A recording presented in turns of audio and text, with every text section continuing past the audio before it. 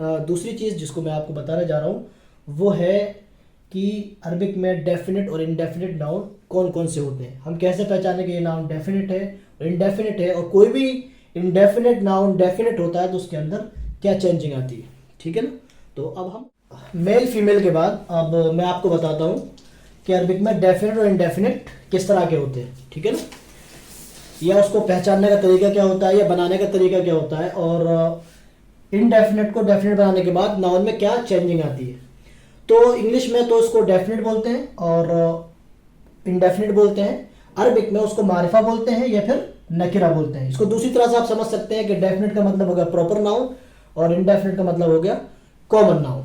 जैसे डेफिनेट एक तो होता है कि कोई भी ऐसा नाम जो इंसान का नाम हो और उससे वो पहचाना जाता हो।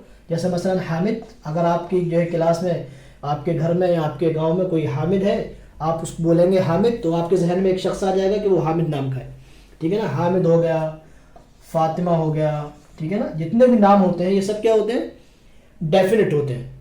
अब जैसे हामिद एक आदमी है, आदमी को अरबिक में बोलते हैं रजुल। ठीक है ना, तो ये इनडेफिनेट है। ठीक है ना, कोई भी आदमी हो सकता है। ठीक है, मैं बोलूँ कि मैंने आज मार्केट में एक आदमी देखा तो वो कोई भी आदमी हो सकता है। लेकिन अगर मैं ये बोलूँ कि मैंने आज मार्केट में हामिद को देखा तो हामिद एक खास है, प्रॉपर नाउन है, तो उसको बोलते हैं मारिफा।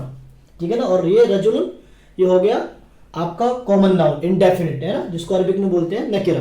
फातिमा, जैसे मैं बोलूँ कि फातिमा तालिबा। ठीक है ना, अब देखिए तालिबा इसके अंदर ता है जो मैंने आपको पहले पढ़ाया था, ये फीमेल के लिए आता है ना। तो तालिबा कोई भी स्टूडेंट हो सकती है और फातिमा एक प्रॉपर नाउन है ना। आप कभी भी बोलेंगे कि जो है मैं फातिमा से मिला, मैंने फातिमा को देखा, या फातिमा स्कूल में पढ़ती है, तो वो हो जाएगा आपका डेफिनेट है ना, प्रॉपर नाउन। लेकिन जो स्टूडेंट है, आ स्टूडेंट, ये हो गया आपका कॉमन नाउन।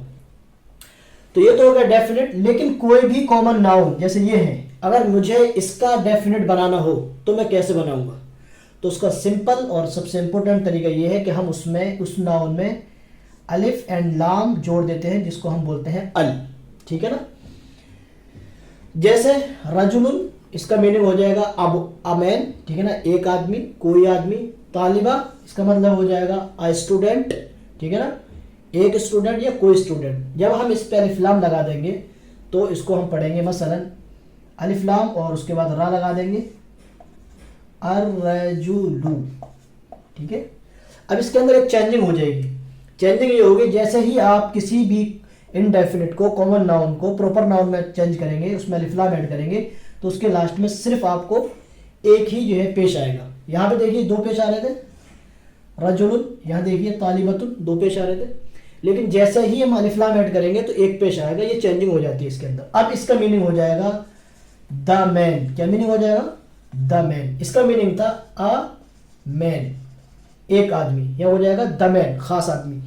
जो काम इंग्लिश में द करता है वही काम अरबिक में अलिफ लाम करता है, यानी अल करता है। ठीक है, तो आप किसी भी जो है कॉमन नाउन को जब भी प्रॉपर नाउन बनाएंगे तो उसमें आप अलिफ लाम ऐड कर देंगे, एक तरीका है। इसके अलावा दो तरीके और आते हैं, वो थोड़ा एडवांस लेवल हो जाता है, जिसको हम एक बोलते हैं एडजेक्टिव सेंटेंस। ठीक है, जिसको अरबिक में हम बोलते हैं मौसूफ सिफत। ठीक है ना, और दूसरा होता है एक ऑफ वाली सेंटेंस जिसमें काकी के आता है, जिसको हम अरबिक में बोलते हैं मुजाफ मुजाफिल। उस तरीके से ही बन जाता है। लेकिन ये सबसे अहम और सबसे कॉमन तरीका है किसी भी कॉमन नाउन को प्रॉपर नाउन बनाने का, या फिर किसी भी इंडेफिनिट को डेफिनेट बनाने का। ठीक है ना, तो आप कभी भी किसी भी कॉमन नाउन को प्रॉपर नाउन बनाना चाहें, डेफिनेट बनाना चाहें, तो उसमें अलिफ लाम ऐड कर दें। ठीक है।